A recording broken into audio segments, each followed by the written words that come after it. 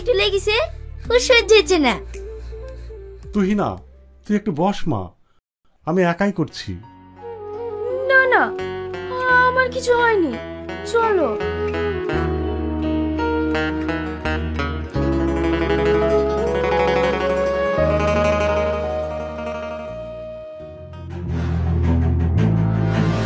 এই ভালো করে কাজ কর, মালিক আসছে।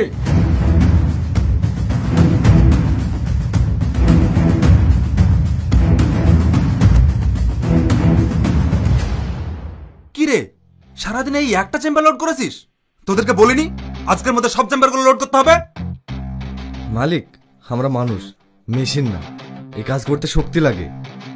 তুই আমাকে কাজ শেখাচ্ছিস? এসব কাজ করা কিছুই না। মুখে বললে হয় না মালিক, করে দেখাতে হয়। কি? যত বড় মুখ নাই তত বড় কথা? এ কাজ আমার নয়, এই কাজ তোদের মতো ছোট লোক। এই কাজের ভয় করিস বলেই তো গরিব হয়ে আছিস। ইশালা গরিবদের সঠিক দোষ। দেখেন মালিক, আমরা এখানে কাজ করি বলে জাতামাতা বললেন না। শালা, ছোট লোকের আবার কথার বেলায় আছে, কাজের বেলায় নাই। সব দোষ তোমার। তোমাকে আমি আগেই বলেছি এইসব লোকলি কাজ হবে না। টাকা থাকলে লোকের অভাব।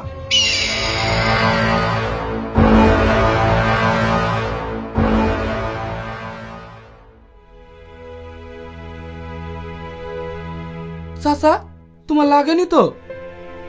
না রে, আমার কিছুই হয়নি। এই গরিবদের প্রতি অত্যাচার আজ থেকে না, অনেক আগে থেকেই হয়ে আসছে। চাচা, গরিব হওয়াটা কি অপরাধ? আজকে যত অত্যাচার, যত শোষণ, সব গরিবদের উপর হয় কেন? দেখ, আমাদের প্রিয় নবীর প্রতি কাফেরা অনেক অত্যাচার করেছিল, তবুও তিনি আল্লাহ তাআলার প্রতি ভরসা রেখেছিলেন। তাই আমাদেরও আল্লাহ তাআলার প্রতি ভরসা রাখতে হবে, কারণ তিনি যা করেন ভালোর জন্যই করেন। চল, খাওয়া দাওয়াটা সেরে নি।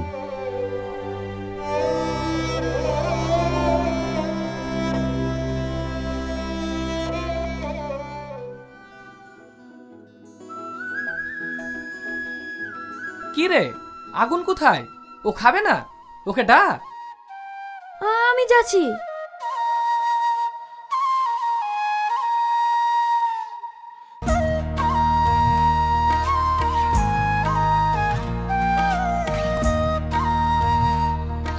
কি রে, এখনো কাজ করছিস যে? খাবিনি? না, তোরা খেলে? কেনে? খাবার আনেনি। কাল কাজ থেকে গিয়ে শরীরটা ভীষণ খারাপ করছিল, তাই রান্না করতে পারেনি। চ, আমাদের যা আছে ওতে সবার হয়ে যাবে। আর তোরা খাগা না? চ তো।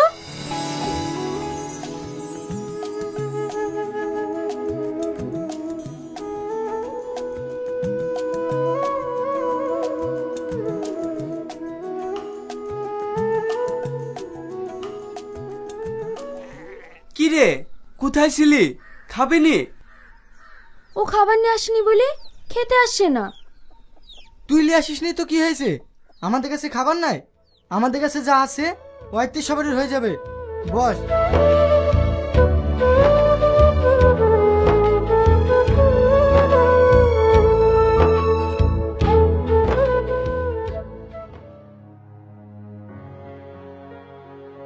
বাবু।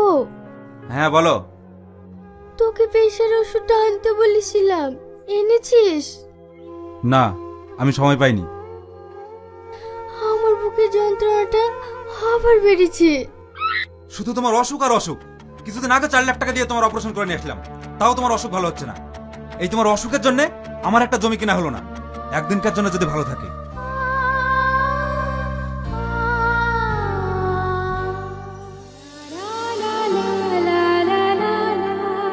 আপনাকে যে 2 ভরি ওজনের নেকলেসের অর্ডারটা দিয়েছিলাম, সেটা হয়েছে?